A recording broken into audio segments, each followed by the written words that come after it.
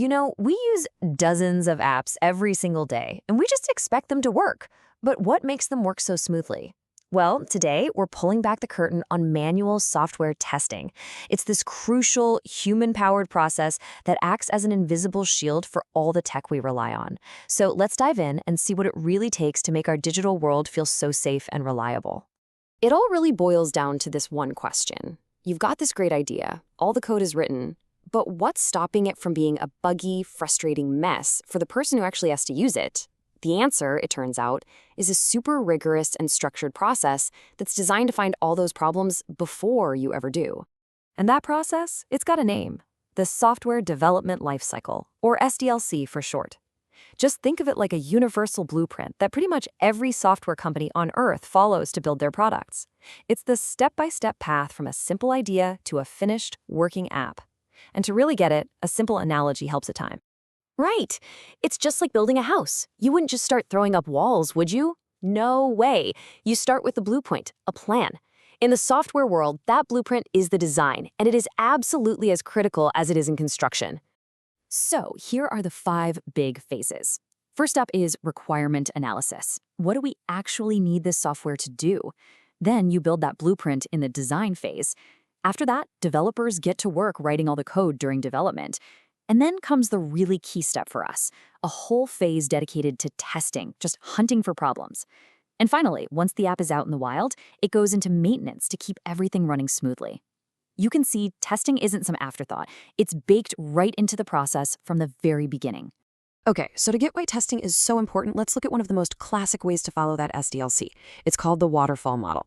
And honestly, the name is pretty literal. The whole idea is that each phase flows down into the next, just like a waterfall. You have to finish all the requirements before you can even start the design. You have to finish the entire design before you can write one line of code. And you guessed it, you have to finish all the coding before testing can even start.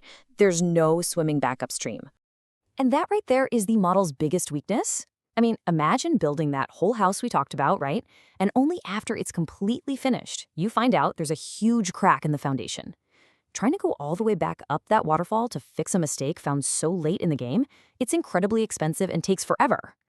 So since it's so costly to find problems late, that testing phase has to be unbelievably effective. And this requires a totally different way of thinking than development. It's less about building things up and more about a really disciplined hunt for what could go wrong. This is really the secret sauce behind good software. The developer's job is to build the app so it works perfectly according to the plan. But the tester's job, their job is to think of every single possible way a user might, either by accident or on purpose, break it. It's kind of like a constructive form of destruction. So to make this all feel a bit more real, let's zoom in on something we all use every single day, a simple login page. To a tester, this little screen is a goldmine of potential problems that absolutely have to be found. Here's the key thing to remember. Testing is not just random clicking around. It's a methodical process, and it follows 2 main paths. You have to test the positive scenarios, where the user does everything right, and you have to test the negative scenarios, where the user messes up. So the first path is what we call the happy path. This is positive testing. Does the login page work just fine when I put in my correct email and password? If the answer is yes, great.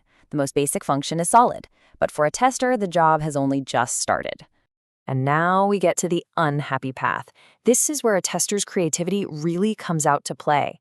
They're asking all sorts of questions like, okay, what if the password is wrong? Or what happens if I just leave everything blank and hit login? They'll even try weird stuff like putting in a badly formatted email or trying to log in with an account that's been deactivated. For every single one of these, the goal is to make sure the app gives you a clear, helpful error message instead of just, crashing. All right. So the page works, and it handles errors gracefully. But a good tester then puts on their security hat and asks, is the user's data actually safe? This is a whole different and incredibly important level of testing. So a good tester is going to check for these critical security holes. Are the password characters masked with those little dots so someone can't just look over your shoulder? Is the copy function turned off in the password box so you don't accidentally paste it somewhere public? And really importantly, does the system limit login attempts to stop hackers from just trying thousands of passwords? These little details are what actually protect you.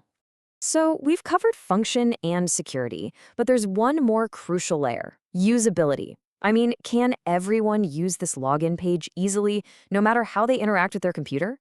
And here's a perfect example. It's a simple but absolutely vital test. See, some people rely on their keyboard to get around. So a tester will check, can you hit the tab key to jump from the email box to the password box, and then hit enter to log in, all without ever touching your mouse? It's a small thing that makes a massive difference for a lot of users. Okay, so after that deep dive on just one simple login page, what does that really tell us about the tester's mindset? Let's zoom back out and kind of put it all together.